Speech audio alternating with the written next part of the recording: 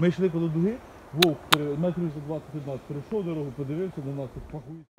Сегодня вы узнаете, какие животные обитают в Чернобыльской зоне отчуждения, и я покажу вам новых обитателей заброшенной Припяти, а также некоторых сел зоны отчуждения. У микрофона, как всегда, Мишаня. Усаживайтесь поудобнее и всем приятного просмотра.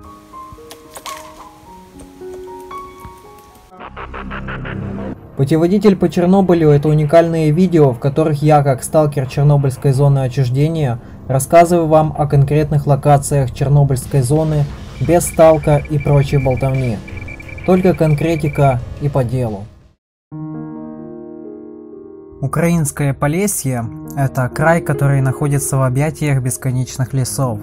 Именно здесь, в лесах Киевской области, расположилась загрязненная радиацией в результате аварии на Чернобыльской атомной станции зона отчуждения Чернобыльской АЭС. Сегодня это режимная территория в радиусе около 2500 км², и вокруг ее периметра есть несколько контрольно-пропускных пунктов, где несут свою вахту сотрудники пограничной службы и полиции.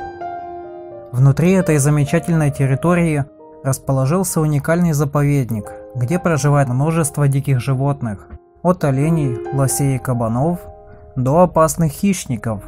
Тут проживают волки, кабаны, медведи и рыси. Также в зоне много птиц, таких как беркуты, тетеревы, соколы и другие. А что самое удивительное, почти вся Красная книга Украины проживает именно здесь.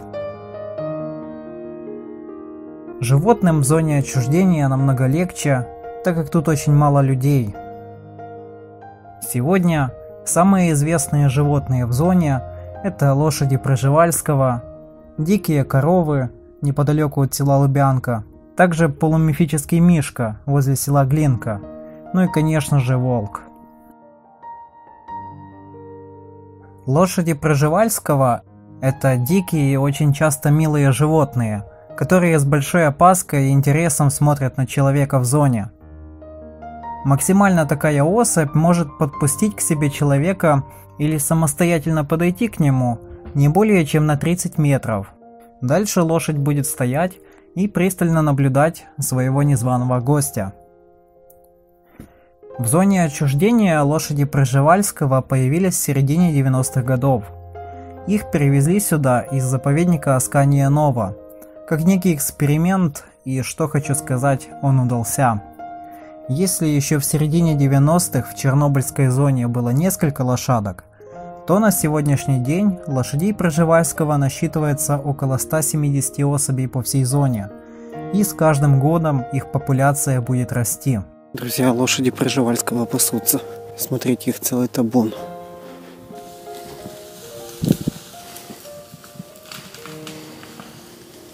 А неподалеку от села Лубянка проживают дикие коровы. Эти коровы раньше были обычным домашним скотом, который держали в своем хозяйстве самоселы села Лубянка. Но в связи с естественным ходом жизни люди умерли от старости, а коровы остались без своих хозяев. Кстати, до недавнего времени считалось, что коровы не способны жить в диких условиях, так как их нужно постоянно доить. Но чернобыльский скот показал иное. Сразу после того, как они фактически стали свободны, коровы постепенно одичали и сбились в стаи для выживания. Что касается медведей, то в зоне они были давно, и считается, что пришли они к нам из Беларуси. До недавних масштабных пожаров они жили глубоко в Чернобыльском лесу, и из-за этого их практически никто не видел.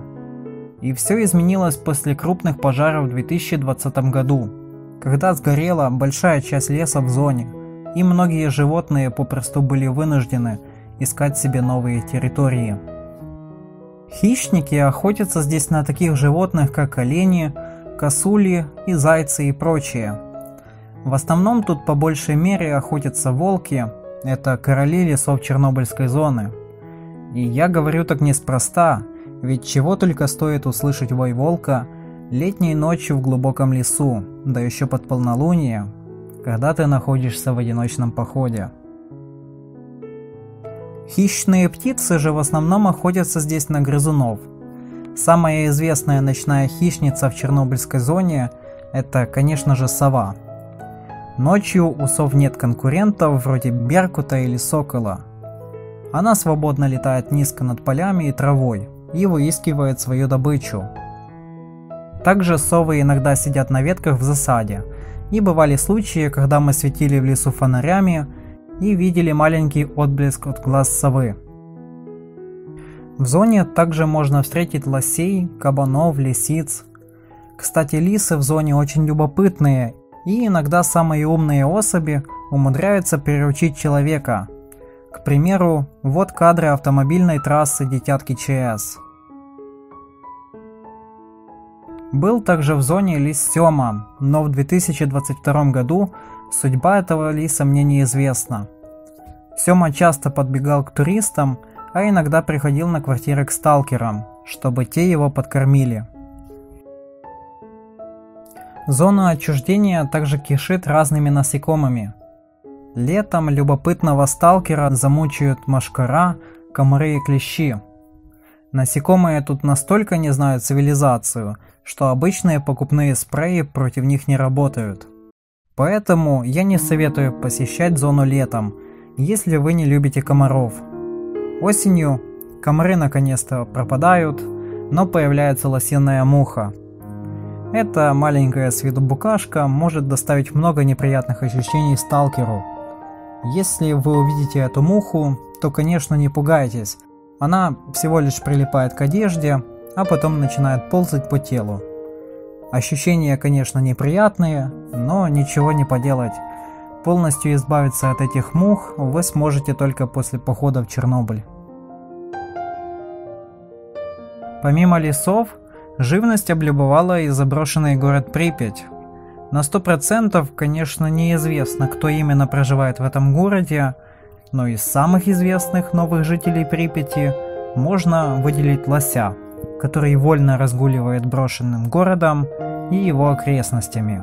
Друзья, лось. А в ночное время в Припяти обитают совы и грызуны. Последние, кстати, поселились в некоторых домах из-за сталкеров, так как те оставляют в своих квартирах еду в надежде вернуться сюда спустя время. Но по приходу обратно обнаруживают, что еду кто-то распотрошил. Сегодня в Припяти появилось, кстати, много собачек. Эти милые барбосы могут доставить немало неприятностей сталкеру, если у того не будет палки колбасы под рукой. На лай собак может сбежаться полиция, и горе-туриста забирают в участок. Правда, одна собачка любит сталкеров и без еды. Это Муха, или еще ее зовут Джуля. Она самая добрая из всех припятских собак и охотно гуляет со сталкерами. С нами она, кстати, поднялась даже на крышу 16-этажки, а потом спала на кровати как полноценный член сталкерской группы. Чернобыльские нелегальные туристы, или же по-простому сталкеры, часто встречают на своем маршруте диких зверей. И именно так происходит контакт между человеком и животными в зоне отчуждения. В основном, зрительный контакт сталкера и животного на маршруте может состояться с безобидными животными. Так любопытному туристу может попасться стадо косуль, оленей или же лошади Пржевальского.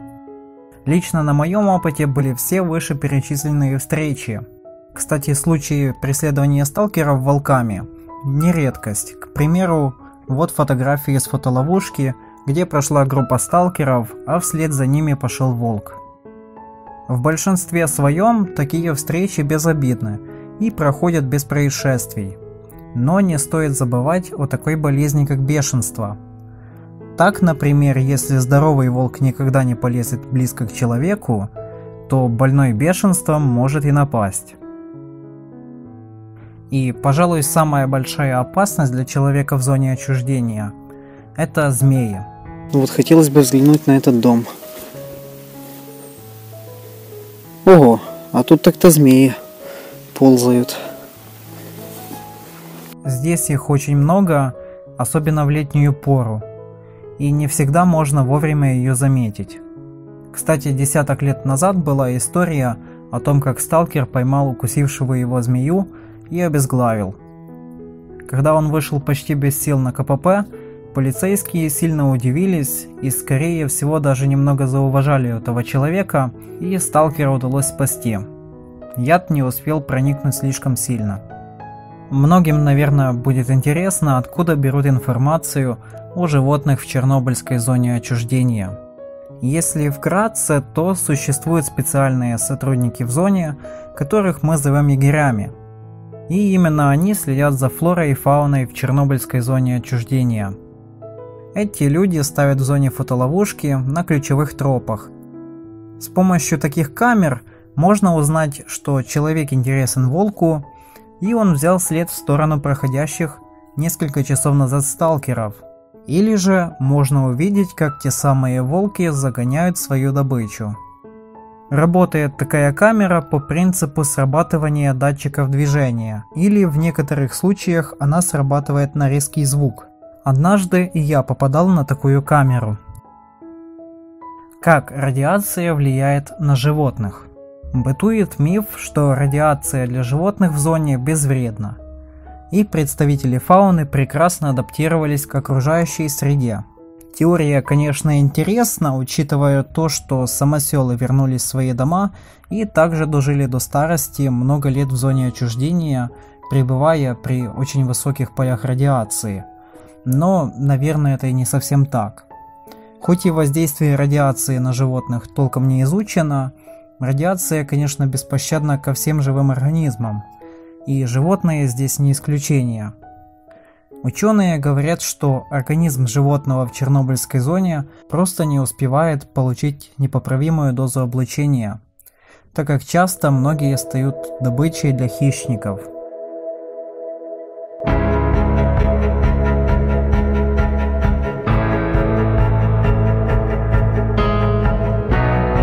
Подводя итоги видео, можно сказать, что Чернобыль стал привлекательным местом для редких видов животных, которые ушли подальше от мест, где пребывает человек. И сегодня зона отчуждения стала неким заповедником, в котором с каждым годом популяция животных будет расти и расти. Надеюсь, ролик вам понравился, и вы оцените его лайком и комментарием. Также буду рад вашим репостам. И у микрофона был, как всегда, Мишаня. Всем удачи и пока!